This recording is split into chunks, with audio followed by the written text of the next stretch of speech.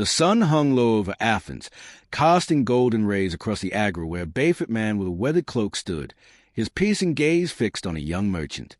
Socrates, the philosopher who owned nothing but his questions, leaned forward, his voice calm yet unrelenting. "What is justice, my friend? Can you define it?" The merchant stammered, his confidence unraveling as a crowd leaned in, captivated by the quiet intensity of this strange, unyielding figure. Moments like these defined Socrates, not a teacher preaching answers, but a seeker dismantling illusions. He was no stranger to scrutiny. Soon, he would face a jury of 501 Athenians, accused of corrupting the youth and defying the gods. Yet, even as the hemlock awaited, he stood unshaken, choosing truth over life itself. Why did this man, who claimed to know nothing, ignite a fire that burns across centuries? Why do his questions still haunt us, urging us to look within? Step into his world, where every answer births a deeper question, and discover how his relentless pursuit of truth can awaken your own. This is Socratic Spark, where ancient wisdom meets modern success. If you love timeless lessons and powerful motivation, hit subscribe and let's grow together. Socrates walks among us still, not in the dusty pages of history, but in the questions that stir our restless hearts. In a world of fleeting distractions and loud certainties, his voice cuts through like a blade, soft, deliberate, and impossibly sharp. Born in Athens around 470 BC, he was no sage on a mountaintop. He was a stonemason's son, a man of the marketplace, weaving through crowds to ask merchants, poets, and politicians the simplest yet most devastating questions. What is virtue? What is truth? What makes a life worth living? His method was not to teach but to unravel, to expose the gaps in what we claim to know. He called himself a midwife, delivering not answers but the birth of self-awareness. Today, his philosophy is no relic. It's a lifeline. In an age where conformity pressures us to fit in, where algorithms dictate our beliefs, and where power often silences dissent, Socrates' life offers a radical blueprint. He stood against Athens' elite, not with weapons but with words, challenging their authority by exposing their ignorance. His famous declaration, "I know that I know nothing," was not humility but a weapon, a refusal to accept unexamined assumptions. His trial and death in 399 BCE, where he chose hemlock over betraying his principles, cemented his legacy as a martyr for truth. Why does Socrates matter to you? Because his questions are mirrors, reflecting the choices you make, the fears you hide, and the truths you avoid. To engage with him is to confront yourself, not with judgment, but with curiosity. This speech is not a lecture. It's an invitation to walk with Socrates, to let his relentless inquiry sharpen your clarity, embolden your courage, and deepen your pursuit of a life aligned with virtue. Let's step into his world, where every question is a spark, and every answer a step toward your inner truth. Have you ever felt the weight of a question you dared not ask? Perhaps it was in a room full of confident voices, or within the quiet of your own mind, where doubt flickered like a forbidden flame. Socrates lived for such moments. Picture him in Athens' agora, his sandals scuffing the dust, engaging a proud general. What is courage? Is it to fight without fear, or to face the truth despite it? The general's answers faltered, his certainty exposed as fragile. Socrates' questions were not attacks but invitations, to think, to probe, to uncover. Socrates believed questioning was the heart of a meaningful life. His method, now called the Socratic method, was deceptively simple. Ask, listen, and ask again, peeling back layers of assumption until truth emerged. He questioned everyone, politicians, poets, artisans, revealing that what we call knowledge is often just untested belief. In Plato's Apology, he recounts how the oracle of Delphi declared him the wisest man, not for what he knew, but for knowing he knew nothing. This courage to question, even at the risk of ridicule, set him apart. Today, we shy away from hard questions. We scroll past doubts, avoid debates, and cling to comfortable answers. But Socrates shows us that questioning is not weakness, it's strength. It's the courage to admit you might be wrong, to challenge authority, to demand clarity. Try it. Ask yourself, why do I believe what I do, or what am I afraid to face? The discomfort is the point. It's where growth begins. As we turn from courage to its foundation, consider this. What if the truest wisdom begins not with answers, but with embracing what we don't know? We live in a world obsessed with knowing. We hoard facts, chase credentials, and brandish opinions like shields. Yet Socrates, the man history calls wise, claimed ignorance as his only certainty. I know that I know nothing, he said, not as a confession of failure, but as a declaration of freedom. Imagine him in a torchlit Athenian courtyard, surrounded by eager students, his voice steady. The man who thinks he knows is a fool. The man who knows he doesn't is already on the path to wisdom. This paradox lies at the heart of Socratic thought. In Plato's Meno, he guides a young man to realize that true learning begins when we admit our limits. Socrates didn't lecture. He questioned, unraveling assumptions until his interlocutors saw their own ignorance. This wasn't cruelty, it was liberation. To admit you don't know is to open the door to discovery. It's why he called himself a gadfly, stinging Athens awake from its slumber of false certainty. Today, we fear looking ignorant.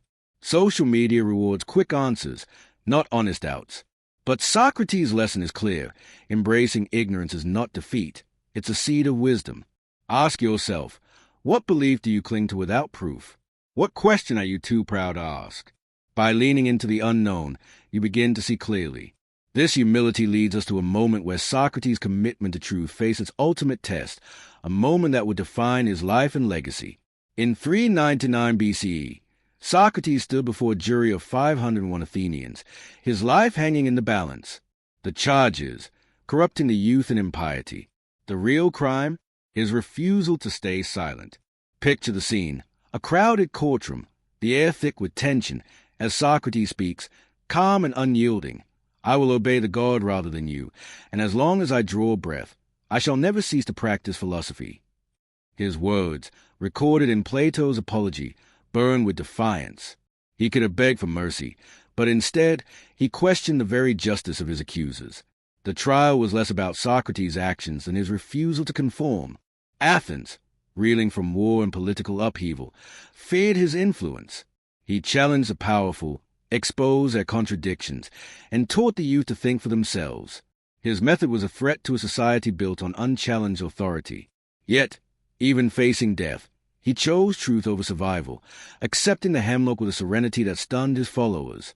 What does his trial teach us? That truth is costly. To stand for it may mean standing alone against friends, systems, or even your own fears. In our world, where conformity often trumps integrity, Socrates' defiance inspires us to speak truth, even when it's unpopular. Ask yourself, when have you stayed silent to avoid conflict? What truth are you called to defend? This commitment to truth flows naturally into the heart of Socrates' philosophy, the life that dares to question itself. The unexamined life is not worth living, Socrates declared during his trial, a statement that echoes like a thunderclap across time. Imagine him pacing the agora, his eyes alight, asking a young poet, "What makes your life good? Is it wealth, fame, or something deeper?" The poet's answers crumbled, revealing a life built on untested desires. Socrates believed that to live without questioning your 260-8C3-4A7B9F1-6-8B45-3C1D purpose is to uncover the truth within ourselves, to strip away illusions and align our lives with what truly matters. In Plato's Euthyphro, Socrates challenges a priest's definition of piety, showing how even sacred beliefs falter under scrutiny. His point wasn't to destroy faith, but to demand authenticity, to live in alignment with truth, not habit. Today, we rush through life, chasing goals without asking why. Socrates urges us to pause and reflect. What drives you? Are your choices yours or society's? The examined life is not about finding perfect answers, but about living deliberately, with clarity and purpose. This pursuit of an authentic life leads us to the guiding star of Socratic philosophy, the concept of virtue. For Socrates, virtue was not a lofty ideal, but the very essence of a good life. No evil can happen to a good man, he said in Plato's Apology, meaning that true harm comes not from external loss, but from betraying one's soul. Picture him in a quiet moment with his student Alcibiades, asking, "What is goodness? Is it power, pleasure, or living in harmony with truth?" Socrates believed virtue, courage, justice, wisdom, temperance, was a compass that keeps us true to ourselves. In Plato's Crito, Socrates refuses to escape prison, arguing that breaking the law would betray his principles, even if it meant death. Virtue was his North Star, guiding him through life's storms. Today, we face similar choices, to follow the crowd or to act with integrity. Socrates' life challenges us to define goodness for ourselves, not by wealth or status, but by how we treat others and honor truth. Ask yourself, what principles guide your decisions? What would it mean to live virtuously in your world? This focus on virtue flows into the final gift Socrates left us, a way of thinking that endures beyond his death. Socrates never wrote a word, yet his voice resounds through history. His legacy is dialogue, the art of questioning together, seeking truth not in isolation but in community. Picture him in Plato's Symposium, surrounded by friends, debating love's nature late into the night. His questions sparked ideas that shaped Plato, Aristotle, and centuries of thinkers, from Augustine to Nietzsche. The Socratic method is more than a technique. It's a way of life, inviting us to engage others with curiosity, not judgment. Today, dialogue is rare. We shout past each other, clinging to dogma. But Socrates shows us another way, to listen, to question, to grow through shared inquiry. Try it. Ask a friend, what do you value most? And truly hear their answer. This is Socrates' gift, an eternal conversation that sharpens our minds and souls. As we carry this legacy forward, we return to the man who started it all, standing firm in the face of death. You're watching Socratic Spark. If his philosophy sparks something in you, subscribe now and keep the flame of knowledge alive. Have you ever stood at a crossroads in your life, paralyzed by the weight of a choice, unsure of who you truly are?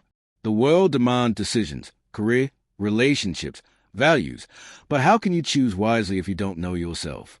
Socrates, the Bayford philosopher of Athens, believed self-knowledge was the foundation of a meaningful life. Picture him in the bustling agora, his eyes twinkling with curiosity as he stops a young aristocrat named Charmides. What is temperance?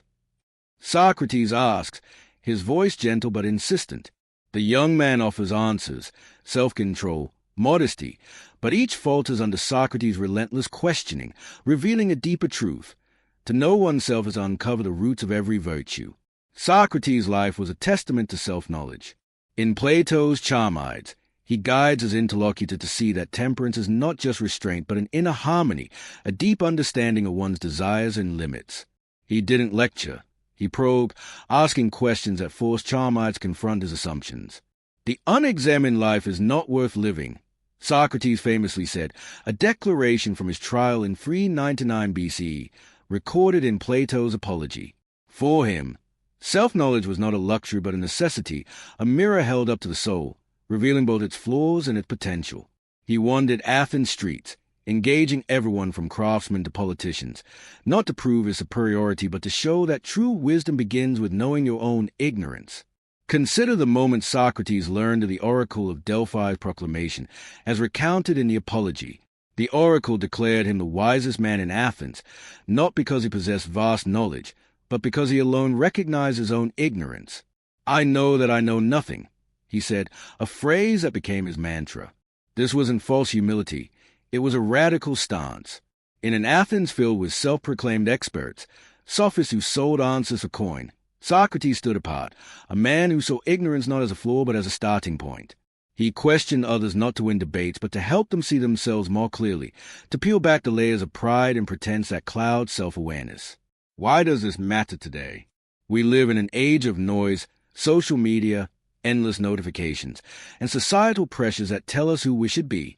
We define ourselves by jobs, likes, or possessions, rarely pausing to ask, who am I beneath it all? Socrates' call to self-knowledge is a rebellion against this superficiality. He urges us to sit in silence, to question our motives, to trace the origins of our beliefs. Are you driven by ambition, fear, or love? Do your choices reflect your true self or someone else's expectations? These questions are not easy.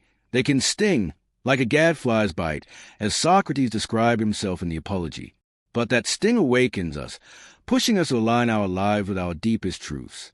Imagine Socrates in a modern setting, a coffee shop, perhaps, where you're scrolling through your phone, chasing validation. He'd lean across the table, his gaze steady, and ask, What makes you happy? Is it this endless scroll or something deeper? His questions would unravel you, not to expose weakness but to reveal strength. Self-knowledge, for Socrates, was like a lantern in a storm, guiding us through life's uncertainties. In Plato's Phaedrus, he speaks of the soul as a charioteer guiding two horses, one noble, one unruly. To know yourself is to master those horses, to steer your life toward virtue rather than chaos. Practically, how do we cultivate self-knowledge? Start small. Set aside time each day to reflect. Write down a belief you hold about success, love, or justice, and ask, why do I believe this? Where did it come from? Question your reactions. Why does criticism sting? Why does praise feel so necessary? Socrates' method teaches us to probe these moments, to see them not as threats but as doorways to understanding. Try journaling your thoughts, or engage a friend in a Socratic dialogue. Ask them what they value most and listen deeply, not to argue but to learn. These acts of reflection are not indulgent, they are revolutionary. They ground you in a world that pulls you in every direction. Socrates' own life shows the power of this practice. When faced with death, he didn't waver. In Plato's Crito, his friend urges him to escape prison, but Socrates refuses, arguing that betraying his principles will betray his soul. He knew who he was, a man committed to truth, no matter the cost. This clarity gave him peace, even as he drank the hemlock. His example challenges us. What would it mean to know yourself so deeply that no external pressure could sway you? To live with such integrity that even death holds no terror? As we embrace self-knowledge, we begin to see the world differently, not as a place to conquer, but as a space to engage with others authentically.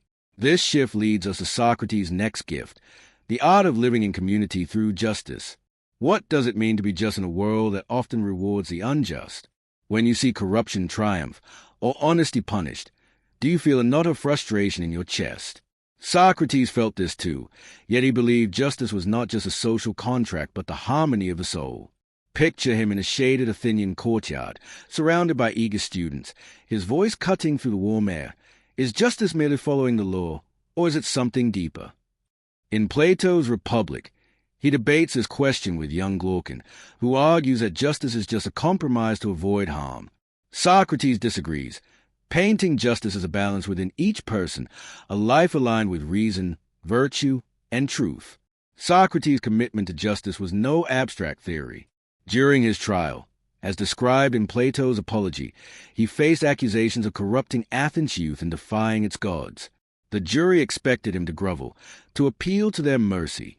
Instead, he spoke plainly, "I will not alter my conduct, even if I must die many times." His stance wasn't defiance for its own sake. It was a defense of justice as he saw it, a life true to one's principles, even when society demands otherwise. He believed that to act unjustly, even to save one's life, was to harm the soul, the only true harm. No evil can happen to a good man, he said, meaning that external suffering pales compared to the inner corruption of abandoning virtue. This idea resonates today. We see injustice everywhere. Systems that favor the powerful, lies that go unpunished, voices silenced. It's tempting to shrug, to say, that's just how the world works. But Socrates challenges us to reject this cynicism. In the Gorgias, he argues that doing wrong is worse than suffering wrong, because the wrongdeed soul is scarred, out of tune with itself. Justice, for Socrates, is like a symphony. Each part of the soul, reason, spirit, desire, must play in harmony. When we act justly, we align ourselves with this inner order, creating a life of integrity that radiates outward.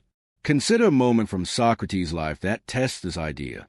In 406 BCE, as recounted by Xenophon, Socrates served on Athens' governing council during a controversial trial. The assembly demanded the execution of generals accused of abandoning sailors after a battle. Socrates, alone, opposed the illegal vote, risking his life to uphold justice. His stand wasn't about winning. It was about living in alignment with truth. This courage inspires us to ask, when have you faced a choice between what's easy and what's right? Maybe it's calling out a workplace wrong, standing up for a friend, or admitting your own mistake. These moments, small or large, define your soul's harmony. How do we live justly today? Socrates would urge us to question the systems we accept. Why do we tolerate inequality? Why do we excuse lies? Start by examining your own actions. Do you treat others with fairness, even when it costs you? Do you listen to those who disagree with you, seeking truth rather than victory? Socrates' method, questioning, reflecting, acting, helps us navigate these challenges. Try this. The next time you face a moral dilemma, ask, what would a just person do here? Let the answer guide you, not fear or convenience. Socrates' justice is not passive. It's active, demanding we engage with the world while staying true to ourselves. This balance prepares us for the next challenge, finding meaning in a world full of distractions. What makes a life worth living? Is it wealth, fame, or something less tangible? In a world that measures success by likes, followers, and bank accounts, the question feels urgent yet elusive. Socrates, wandering Athens' dusty streets, asked it relentlessly. Picture him in Plato's Symposium, reclining at a banquet, surrounded by poets and philosophers debating love. His turn comes, and he speaks not of romance but of a higher love, a pursuit of the good, the eternal truth that gives life meaning. We are twice armed if we fight with faith in the good. He might have said, his words a beacon for those lost in life's noise. Socrates' vision of the good life was radical. In the Apology, he tells the Athenian jury, wealth does not bring about virtue, but virtue brings about wealth and every other good. He lived this truth, poor, barefoot, yet content. While Athens chased power and luxury, he sought wisdom, believing that the good life flows from a soul aligned with virtue. In Plato's Phaedo, as he faces death, he comforts his weeping students, saying, a good man cannot be harmed. His calm was not denial but conviction. True happiness lies not in escaping pain but in living rightly. Today, we're bombarded with visions of the good life, mansions, vacations, fame. Yet how often do these leave us empty? Socrates' philosophy is a corrective lens. He saw the good as a universal truth, glimpsed through questioning and reflection. In the Republic, he uses the metaphor of the sun. Just as the sun illuminates the world, the good illuminates the soul, revealing what truly matters. To pursue the good life is to chase this light, to prioritize wisdom, justice, and courage over fleeting pleasures. Socrates' own life was his proof. He owned little, yet his influence shaped Western thought. Plato, his student, carried his ideas forward. Aristotle built on them. Centuries later, thinkers like Nietzsche grappled with his legacy. His poverty was no failure. It was freedom, a refusal to be chained by material desires. This challenges us. What do you chase, and why? Is it a promotion, a perfect image, or something deeper? Socrates would ask you to pause and reflect. What does good mean to you? Is it external, or does it live within? Practically, pursuing the good life means redefining success. Try this. List 3 things you value most: family, honesty, growth, and ask how your daily choices align with them. If they don't, what's stopping you? Socrates' method encourages small, deliberate acts, a kind word, a moment of honesty, a refusal to follow the crowd. These build a life of meaning, brick by brick. In a world that glorifies speed, Socrates reminds us to slow down, to question, to choose what endures. This pursuit of the good naturally leads us to confront the shadow that looms over every life, the fear of death. What do you fear most when you think of death? Is it the unknown, the loss of control, or the end of all you've built? Socrates faced these questions not in theory, but in the final moments of his life. Picture the scene from Plato's Phaedo, a small prison cell, the air heavy with grief, as Socrates sits among his students. The hemlock is prepared, its bitter scent lingering. Yet he smiles, teasing his friend Crito for weeping. I owe a cock to Asclepius, he says calmly, his last words a nod to healing, as if death were released from life's ailments. His courage was not bravado but a deep trust. In the soul's immortality, Socrates' approach to death was rooted in his philosophy. In the Apology, he tells a jury, to fear death is to think oneself wise when one is not, for it is to think one knows what one does not. He saw death as either a dreamless sleep or a journey to another realm where he could question heroes like Odysseus. Either way, it was no evil. His calm in that cell, as he drank the poison, was a culmination of a life spent questioning fear itself. He believed that a virtuous life prepares us for death, because a soul aligned with truth has nothing to fear. This resonates in our fear-driven world. We avoid thoughts of death, numbing ourselves with distractions, wake, screens, noise. Yet Socrates invites us to face it squarely. In the Crito, he refuses to escape prison, arguing that fleeing would betray his principles. Death was not the enemy, a compromised soul was. His example challenges us. What do you fear losing? Is it life itself, or the chance to live authentically? Socrates' courage shows that facing death begins with facing life, living with integrity, so that when the end comes, you meet it as a friend. How do we cultivate this courage? Socrates would urge us to question our fears. Ask, why does death scare you? Is it the end, or the uncertainty? Try this. Reflect on a moment when you face fear, perhaps a loss, a failure, or risk. What did it teach you about yourself? Socrates' method helps us see fear as a teacher, not a master. Practically, live each day with purpose, act kindly, speak truthfully, question boldly. These acts weave a life that death cannot unravel. Socrates' fearless death is a bridge to his eternal legacy, a life that continues to inspire us to live bravely, question deeply, and seek truth always. Each keynote weaves Socrates' life and philosophy into a narrative that speaks to modern struggles, using his own words and vivid imagery to make his wisdom accessible and urgent. Together, they extend the cinematic speech, inviting the listener to walk with Socrates toward a life of clarity, courage, and truth. Have you ever woken up wondering why you're here, what your life is meant to achieve? The question gnaws at us in quiet moments, when the rush of daily tasks fades and we're left with the echo of our own existence. Socrates, the restless wanderer of Athens, made this question his life's work.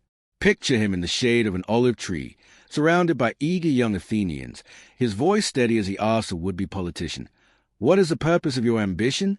Is it to serve, or to be served?" The man stumbles, his polished answers unraveling under Socrates' gaze, as recorded in Plato's Alcibiades' eye. For Socrates, purpose wasn't found in wealth or power, but in a life aligned with truth and virtue. Socrates lived this quest. In Plato's Apology, he tells the Athenian jury, "I go about doing nothing but persuading you, young and old, to care not for your body or wealth, but for the perfection of your soul." He owned little, no grand home, no fine clothes, yet his life radiated purpose. He wandered Athens' agora, questioning everyone from poets to generals, not to humiliate but to awaken. His mission was to help others find their why, the reason that gives life meaning beyond survival. He believed that purpose emerges through questioning, through stripping away false goals imposed by society. The unexamined life is not worth living, he declared during his trial, a call to seek a purpose rooted in self-awareness. Why does this matter now? We live in an age of endless distractions, careers that demand our time, social media that shapes our desires, and a culture that equates purpose with productivity. Yet how often do we pause to ask, what am I truly living for? Socrates' life challenges us to reject superficial goals and seek a purpose that resonates with our deepest selves. In Plato's Meno, he guides a young man to see that virtue, not power, is a true aim of life. This was an abstract philosophy. It was a practical call to live deliberately, to align every choice with a higher good. Imagine Socrates in your world, sitting across from you at a desk cluttered with deadlines. He'd ask, "What do you hope to achieve with all this work? Does it serve your soul or someone else's expectations?" His questions are like a compass, pointing us toward authenticity. To find purpose, we must first know ourselves, our values, our passions, our fears. Socrates' method, the relentless questioning of assumptions, helps us uncover this. In the Republic, he compares the soul to a city. When its parts, reason, spirit, desire, are in harmony, purpose emerges naturally. Without this harmony, we chase shadows, mistaking business for meaning. How do we apply this today? Start by questioning your goals. Why do you pursue your career? Is it for money, status, or something deeper? Write down your answers, then ask, why? Again, peeling back layers like Socrates did. Try setting aside time each week to reflect. What did I do this week that felt meaningful? What felt hollow? Engage others in this quest. Ask a friend, what drives you? And listen without judgment. These conversations, inspired by Socrates' dialogues, can reveal truths you overlooked. His life shows that purpose isn't a destination but a journey, a daily commitment to live with intention. Socrates' own purpose was clear, to awaken Athens, even at the cost of his life. In 399 BCE, facing death, he refused to renounce his mission, choosing truth over survival. His example asks us, what purpose is worth your devotion? As we seek this, we turn to another Socratic principle, the strength found in community and connection. Have you ever felt alone in a crowd, yearning for connection that goes beyond small talk? In our hyper-connected world, true community, where ideas are shared, challenges met together, and truth sought collectively, feels rare. Socrates understood the power of community. Picture him in Plato's Symposium, reclining among friends at a banquet, his voice weaving through laughter and debate. He asks, "What is love?" Not to lecture, but to spark a dialogue that draws everyone closer. For Socrates, community wasn't just companionship. It was a crucible for truth, where questions forged bonds stronger than any alliance. Socrates' life was built on connection. He didn't write books or preach from a podium. He spoke face-to-face in Athens' streets and homes, engaging anyone willing to think. In Xenophon's Memorabilia, we see him consoling a grieving friend, not with platitudes but with questions that guide them to clarity. His dialogues weren't debates to win but shared journeys toward understanding. "I know that I know nothing," he said, a humble invitation to others to join him in seeking wisdom. His method, the Socratic dialogue, created communities of inquiry where diverse voices, youth, elders, artisans, came together to wrestle with life's big questions. Today, we're surrounded by digital communities that often feel shallow. Likes and follows can't replace the depth of real dialogue. Socrates' example challenges us to build true community, spaces where we listen, question, and grow together. In Plato's Lysis, he explores friendship, asking what binds people beyond utility or pleasure. His answer, a shared pursuit of the good, a collective quest for truth and virtue. This vision of community as a partnership in wisdom is radical in a world that prioritizes individual success. Consider Socrates' own community. His students, Plato, Xenophon, Alcibiades, were transformed by his questions, carrying his ideas forward. After his death, even in his final moments, as described in the Phaedo, he was surrounded by friends, comforting them as he drank the hemlock. His community wasn't bound by wealth or status, but by a shared love of truth. This inspires us to ask, who is your community? Are they people who challenge you to grow, or who reinforce your comfort? Socrates would urge us to seek those who push us to question, to reflect, to be better. Practically, building community starts with dialogue. Try hosting a Socratic evening. Gather friends, pose a question like what is happiness, and explore it together, listening deeply. Or join a group, a book club, a volunteer project, where ideas are exchanged, not just pleasantries. Socrates' method teaches us to ask open-ended questions, to value others' perspectives, to create spaces where truth can emerge. In a fractured world, this is revolutionary. Community is a shared quest, not a shared echo chamber.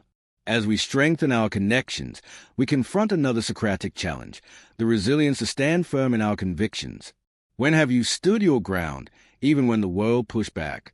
The moment you held fast to a belief, despite doubt or opposition, you touched something Socratic. Socrates was the embodiment of conviction, a man who faced death rather than betray his principles.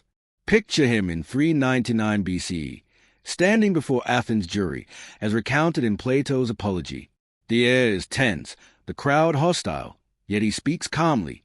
"I will obey the god rather than you, and as long as I draw breath, I shall never cease to practice philosophy." Accused of corrupting the youth, he refuses to apologize, choosing truth over life itself.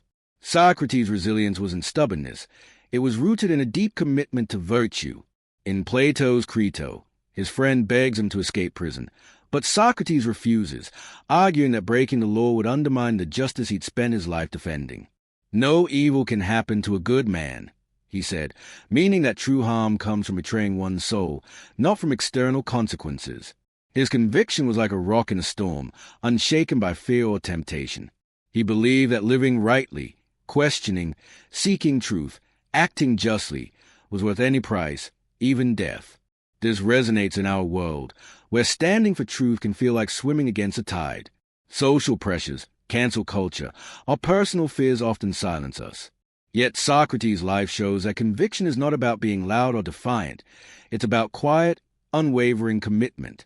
In Xenophon's Memorabilia, we see him challenge a sophist's slick arguments, not with anger but with precise questions that expose contradictions. His strength lay in clarity, in knowing what he stood for and why. This clarity gave him resilience, even as Athens turned against him. How do we build such conviction? Socrates would say, start by knowing your values. In the Euthyphro, he questions a priest about piety, revealing that true conviction comes from understanding, not blind belief. Ask yourself, what do I stand for? Justice? Compassion? Truth? Test these values through questioning. Why do they matter to you? Where do they come from? Then, practice standing firm in small ways. Speak up when you see wrong, even if it's uncomfortable. Refuse to compromise your integrity, even if it's inconvenient. These acts, like Socrates' dialogues, build a resilience that endures.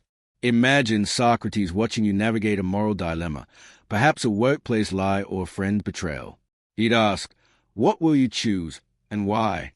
Will you honor your soul, or bow to fear? His life, ending in a prison cell with a cup of hemlock, shows that conviction is its own reward. It's the anchor that keeps us steady, the fire that keeps us alive. This resilience prepares us for the next step, embracing the transformative power of Socratic questioning.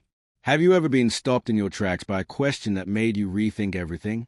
A single query, why do I do this? What do I truly want? Can shift your perspective like a key turning in a lock. Socrates built his life on the power of questions. Picture him in Athens' marketplace, as described in Plato's Theaetetus, engaging a young mathematician named Theaetetus. What is knowledge? Socrates asks, his tone curious but unrelenting. The boy's confident answers unravel, not because Socrates knows more, but because his questions reveal the gaps in what we assume we know. Socrates' method, now called the Socratic method, was transformative.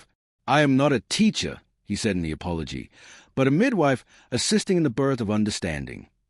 He didn't provide answers. He asked questions that force others to confront their ignorance and seek truth. In Plato's Meno, he guides a slave boy to solve a geometric problem through questions alone, proving that knowledge lies within us, waiting to be uncovered. His questions were like lanterns, illuminating the dark corners of the mind, revealing truths we didn't know we held. Today, we avoid hard questions. We prefer quick answers, instant gratification, or the comfort of certainty. But Socrates shows that questioning is the engine of growth. In the Gorgias, he challenges a rhetorician's view of power, asking, is it better to do wrong or to suffer it? The debate exposes the emptiness of chasing influence without virtue. His questions didn't just challenge ideas. They changed lives, shaping thinkers like Plato and Aristotle, whose works still guide us. How do we harness this power? Socrates' method is simple but profound. Ask, listen, ask again. Start with yourself. What do I believe about success? Why do I fear failure? Write down your answers, then question them. Where did these beliefs come from? Are they true? Try this with others. Ask a colleague, what motivates you? And probe their response gently, not to argue but to understand.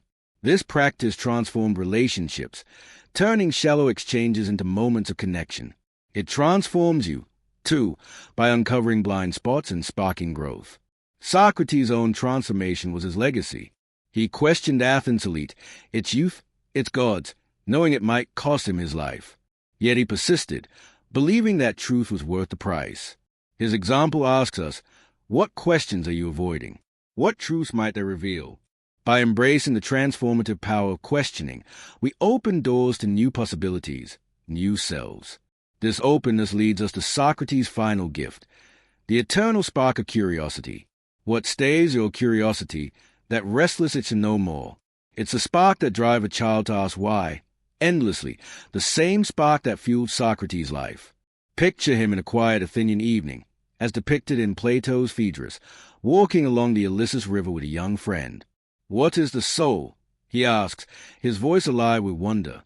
The question isn't meant to stump but to ignite, a challenge to explore the mystery of existence together. For Socrates, curiosity was not a passing fancy but the heartbeat of a meaningful life. Socrates' curiosity was boundless. In the Apology, he describes his quest to understand the oracles' claim that he was the wisest man. He sought out Athens' experts, poets, craftsmen, politicians, asking, "What do you know?" Their answers faltered, revealing that true wisdom lies in the hunger to learn, not in claiming to know. "I know that I know nothing," he said, a phrase that captures his eternal curiosity. He saw life as a mystery to be explored, not a puzzle to be solved. In Xenophon's Symposium, he debates beauty with humor and wonder, turning a light-hearted topic into a profound inquiry. In our world, curiosity often fades. We're taught to seek answers, not questions, to value efficiency over wonder. Yet Socrates' life shows that curiosity is a fire that keeps us alive. It drove him to question Athens' gods, its laws, its values, even when it led to his trial and death. In the Phaedo, as he faces a hemlock, he muses about the afterlife, curious even in his final moments. His curiosity wasn't reckless. It was purposeful, a commitment to truth that inspired generations, from Plato to modern thinkers like Hannah Arendt. How do we rekindle this spark? Socrates would urge us to embrace wonder. Ask questions without fear of looking foolish. Why does this matter? What don't I understand? Try a Socratic experiment. Pick a topic, love, justice, happiness, and spend a day questioning it. Ask a stranger, what does freedom mean to you? And listen deeply. Read a book outside your comfort zone, or explore a subject you know nothing about. Curiosity, for Socrates, was like a river. It flows, carves new paths, and brings life to everything it touches. Socrates' curiosity cost him his life, but it also made him immortal. His questions live in us, urging us to explore, to wonder, to seek truth. As we carry this spark forward, we honor his legacy, not by knowing, but by never stopping the search. Each keynote weaves Socrates' philosophy into a narrative that speaks to modern struggles, using his words, vivid imagery, and practical reflections to make his wisdom urgent and accessible.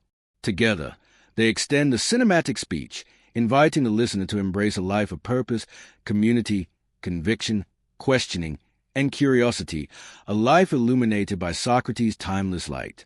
Have you ever clung to a belief so tightly that letting go felt like losing a piece of yourself?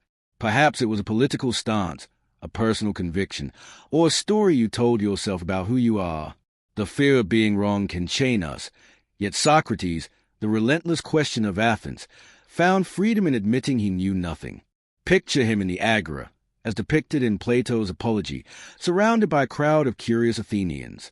A pompous sophist boasts of his wisdom, and Socrates, with a slight smile, asks, "What is wisdom? Can you define it?" The sophist's answers crumble, revealing not failure but opportunity, the chance to begin anew. For Socrates, intellectual humility was not weakness but liberation, a key to unlocking truth. Socrates' life was a masterclass in humility.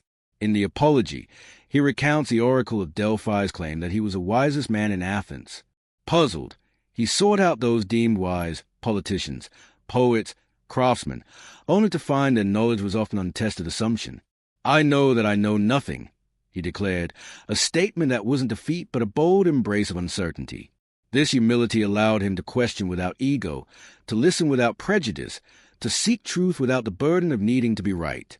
In Plato's Theaetetus, he compares himself to a midwife, assisting others in birthing ideas.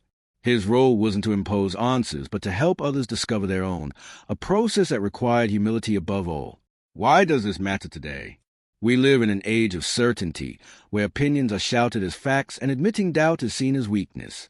Social media amplifies this, rewarding those who speak loudest, not those who listen deepest.